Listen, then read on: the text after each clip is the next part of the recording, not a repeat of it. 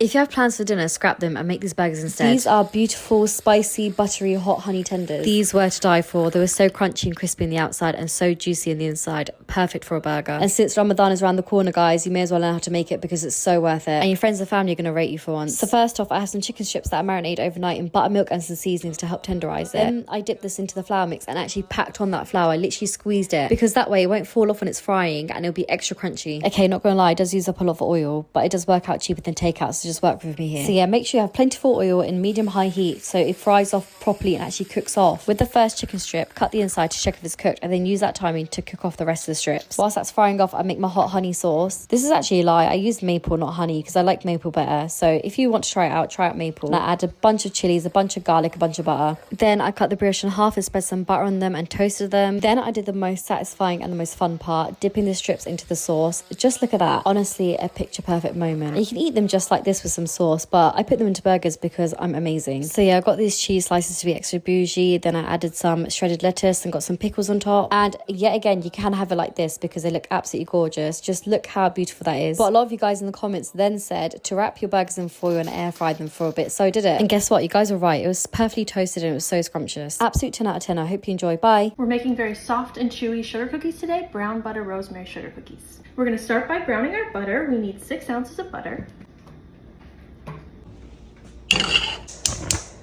I'm gonna let the butter melt first and then we'll add in the rosemary. Tossing in a large sprig of rosemary. Now that it's nice and brown, we'll transfer it to a bowl. Then we'll remove the rosemary sprig and then also fish out all the leaves with a slotted spoon. Then we'll add in white sugar, some dark brown sugar, vanilla bean paste, measuring with my heart. And then for the littlest touch of almond extract, it's not gonna make it taste like almonds, it's just gonna add a little je ne sais quoi, I'd say. Whisk this all together, add in our egg, whisk that in, flour, baking powder, some salt, and then we're adding in a little bit of cornstarch. This is really gonna aid in the chewiness of the cookie. Right in, give this a little whisk. And the great thing about these cookies is you don't have to wait for them to chill in the fridge. We're just gonna let them sit for like 10 minutes before baking them, and then we can eat them.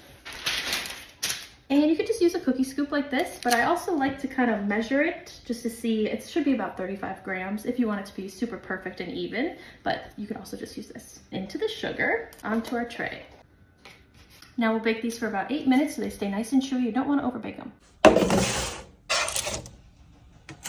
Such a glorious plate of cookies. To me, there's a time and place for both like a thin and crisp cookie and also like a soft, chewy one, but I love a soft and chewy sugar cookie. I went to Canada for the first time last month, had a beaver tail, it changed my life, so let's make it at home and even better. It also really reminded me of this fried dough that we have in Libya and Morocco, so it was just a really comforting dessert to have. We're going to start by adding warm milk, water, and instant yeast to a bowl, whisk together, and then add salt, sugar, and all-purpose flour. Combine together until you have a soft dough and let it rise in a warm place. Then we'll make our maple glaze using brown butter, maple syrup, vanilla extract, and powdered sugar.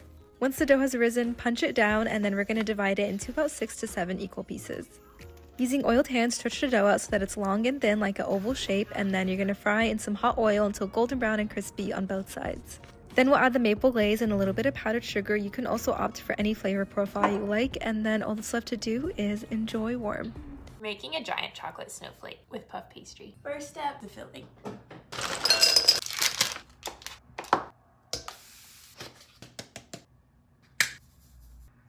Now we're just gonna melt it.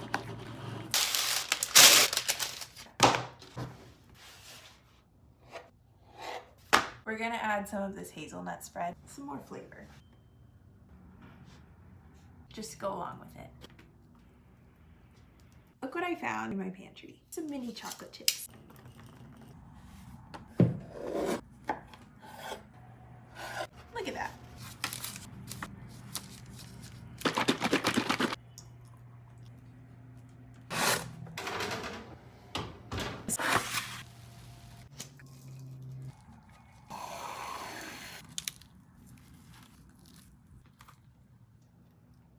So good. If you can only make one recipe for the Super Bowl, make this one.